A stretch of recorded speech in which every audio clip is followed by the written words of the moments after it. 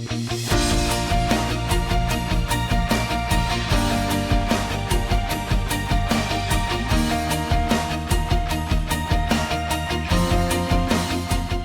I'm Larry King. You're watching Positive Conversations. We interview leaders, world leaders who are making a positive difference worldwide. We're going to welcome our live community in, and we'll be asking a few of their questions at the end. Our co-host is Dr. James Pawelski.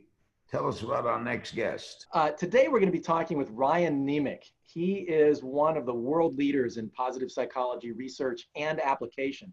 He's education director of the VIA Institute on Character. He's written 9 books, and he's been a terrific friend of mine for many, many years. You study strengths, Ryan. How do you define that? Can I just first say I just am so honored to be here with you, Larry. As I think about all the times I've watched you in so many different spaces, I've been so inspired by your work and how much you have given to the world with all of your wonderful questions and interviews. So I just want to start with a little bow of gratitude to you. Thank you. It's an honor. So the way that I look at strengths is that we have many different kinds of strengths. We have talents, we have skills, we have interests, we have abilities. But at the core of us is our character strengths. So that's what that's what the VIA Institute study is, what's best about human beings, our core strengths of character. We think of these as our positive parts of our personality. How'd you come up with them? Well, this came about in the field of positive psychology, where we were looking at the several different scientists led by Chris Peterson, Martin Seligman, and Neil Mayerson, collaborated with another 55 scientists to try to answer the question of, what's best about human beings? What creates a flourishing life, a meaningful life, a fulfilled life? And they didn't want it to just come from some Western approach. They wanted to look across all cultures, all countries. What is best about human beings? What have the great philosophers had to say? What's being said in the world religions? What's said by leading educators and psychologists and so on? And what they did over a 3-year process, interviewing hundreds of thousands of people across all the continents, but Antarctica. And they found that there's these 24 character strengths that are in all human beings and that help us to have a fulfilling life. So these 24 strengths are strengths that are words that we easily know, like love and kindness and gratitude. It's a user-friendly language in that sense. We think of it as a common language of character strengths. So Rand, first of all, it's good to see you, my friend. Thanks for joining us. Good to see you, James, as always.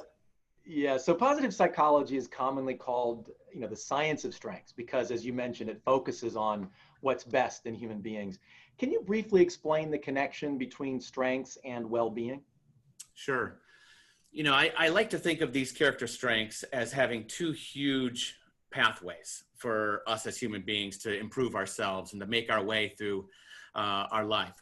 One pathway is the well-being pathway, and the other pathway is the adversity pathway.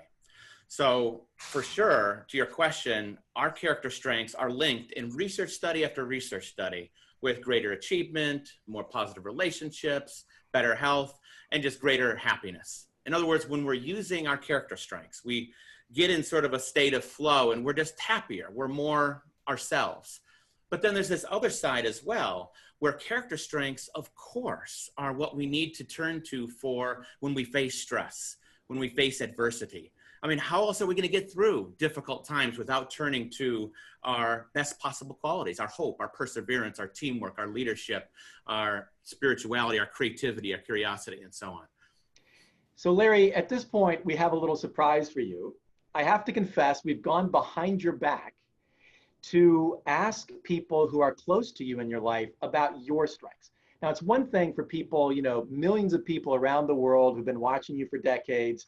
We can imagine, what kind of a guy Larry is. But people who are your family, your friends, the people who work with you, they have a very close front seat perspective on your strengths. So one way in which Ryan and his colleagues look to find out what people's strengths are is to ask the people close to them. So, Larry, I'm going to read what some of the people close to you have had to say about your strengths. There's way too much material here for me to read. We'll send it to you later, but here's just a selection. So your son, Chance, one of Larry's strengths, one of my dad's strengths, curiosity. He's made his career being curious, and he's curious about everything and everyone, constantly wondering why things are the way they are and what makes people tick. Your son, Cannon, humor. He's shown his sense of humor throughout his career, professionally and in his family life. Larry is never afraid to let out his silly side. From his jokes to the hilarious stories from his past, his comedic attributes are a huge part of his personality. Your friend Greg writes, again, a lot of strengths. I'll just pick one: forgiveness. Larry is quick to forgive, move on. He's not big on grudges. He rarely thinks anyone is guilty of anything. He sees their positive attributes, doesn't focus on the rest. He absolutely sees the silver lining and doesn't waste time dwelling on the past. Just one or two more here, Larry. Your stepson, Danny. Perseverance. A year ago, when Larry was in the hospital, you would have never imagined that Larry would still be doing what he is today, making a positive difference in the world. His doctors didn't think it was possible, but he overcame the odds just like he has in every other area of his life. And finally, your assistant, Becky. Larry is very loving. He cares deeply for those around him, will do any kind act to help others out regardless of the consequences. He likes to see people smile and laugh. He's genuinely interested in what other people think. On and on and on. Now, Ryan, what do you think about this? Is it unusual for people around us to have this kind of sense? And I mean, I think, Larry, I don't know as well as these other folks do, but I think they're onto something there in identifying your strengths. Well, let Ryan analyze it. I can't do it myself. Go for it, Ryan. Analyze it. I think it's an amazing testament to how people view you, Larry. And I think so many people would agree with all that assessment. And it's one of the best ways that we can learn about ourselves, actually, is through the eyes of other people. Oftentimes, we have a lot of blind spots about how we see ourselves. So when we get that insight and those specific examples, as James was reading from those people closest to you, we learn more about our character. And I just wanted to say, Larry, just in you putting it back onto me is one of the strengths that I've seen in you over all the decades, which is humility. Is that you have done tens of thousands of interviews, which is tremendous perseverance, maybe a Guinness Book of World Record, I would imagine, a paragon of perseverance, but it's the humility to always put the attention back on the guests.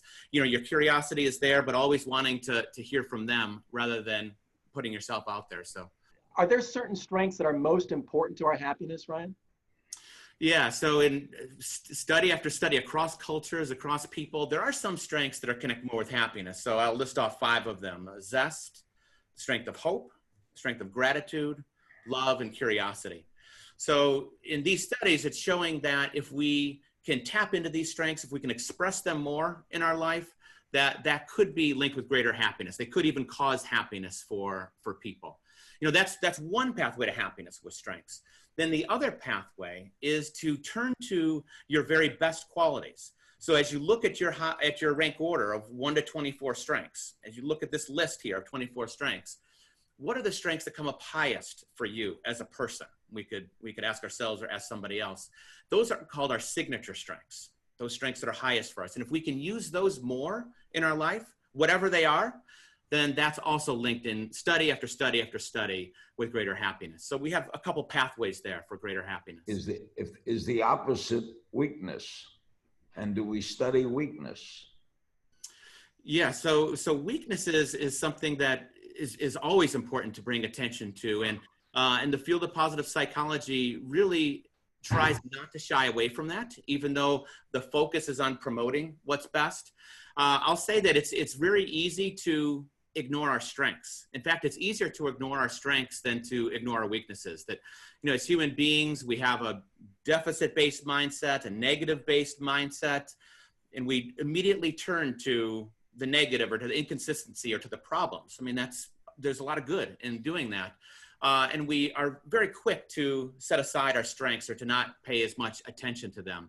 So we think in this field, a wise approach, a wise positive psychology approach is one that taps into strengths and weaknesses. And in fact, you can use your character strengths to boost up one of your weaknesses. So for example, for me, if I think about some of my weaknesses, we won't go on for the next hour talking about that, but one of them is probably, I would say, overworking. Is that I can work too much, and there's a lot of positive to that, a lot of great things to that, but then it can be at the expense of my 3 little kids who are ages 4, 6, and 9. So then it becomes a weakness for me. So then realizing that, first I have to use my honesty strength to be aware of that and to face that. And then I might say to myself, how can I use one of my character strengths to uplift or to work with that particular weakness? So I might turn to one of my highest strengths of love and give extra warm attention right at the end of the workday with my kids. Or I might turn to the strength of perspective to try to remind myself of what really matters most here in this particular day or this week or in this situation. And a lot of times it would be my family. And so I would make that shift then from work to family at the end of the day. So, whatever our weakness is, for other people it might be overeating or procrastination, or they always run late for things, whatever it might be. We want to face that, but then see how we can use our character strengths to address it. So Ryan, what's one of the best ways to help others nurture their signature strengths? Yeah, so one of the best ways is to spot the strengths in the other person. So when we see somebody doing pretty much anything, we can probably spot their character strength. Just as we were doing with Larry, you just now, Larry, I might do it with my wife and spot her strength of critical thinking as she's coming up with trying to make a decision. Or I might spot her kindness as she went the extra mile with our kids and helping them with their lunch or so on. So to be able to spot the strengths in our relationships, our closest relationships, our friends, our family, our work colleagues, that's actually a transformative experience for many people. So we think of that as spotting the strength and then going the extra mile to express how much we appreciate that person for their character strengths. Your latest 2 books are The Power of Character Strengths and The Strengths-Based Workout for Stress Relief. Tell me about those books. And also you can help me with my weakness. My weakness is an inability to say no. So in other words, I'm a soft touch. You can get me. That's why I've got buffers all around me that say no for me. Because if you get to me, can you speak next Sunday at the Rotary Club? I'll tend to say yes, forgetting that I have 14 things to do on that Sunday. So I'm kind of always in a jam of how do I get through this and getting that. So Ryan, help me with my weakness. My pleasure to take a crack at it. The first piece would be to turn to your signature strengths. So what are your very best qualities? And so you have these incredible strengths of perseverance and zest and humility and curiosity and love of learning. So we would then say, how might you use those signature strengths, any one of them, to look at this situation in a different way? So it might be that you turn to one of the strengths to get some, maybe you turn to prudence and you plan out the day in a particular different way. You might turn to the strength of honesty and say, what's really most relevant right now? Should I say yes to this or just say no to this? You might turn to your creativity to think of a new way to handle saying no in that particular situation.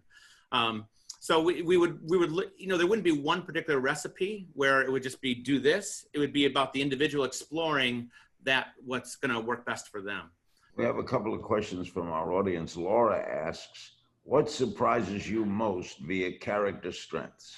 What continues to surprise me in doing this for over a decade, specifically just entrenched in this work with character strengths, is how whenever we bring up the topic of strength spotting, we do strength spotting in a workshop or in a coaching or counseling situation or in a teaching situation, how other people just light up so much. When their character strengths, just like when yours were spotted, Larry, the person's kind of eyes light up, they might smile, and there's just this energy that begins to happen for people. And it never gets dull or boring for me to see that in people and kind of bringing this work to them. So it's the benefits that come to so many people in taking this shift. And Hart from our audience said, as a nation, what strengths do we most need now? Oh boy.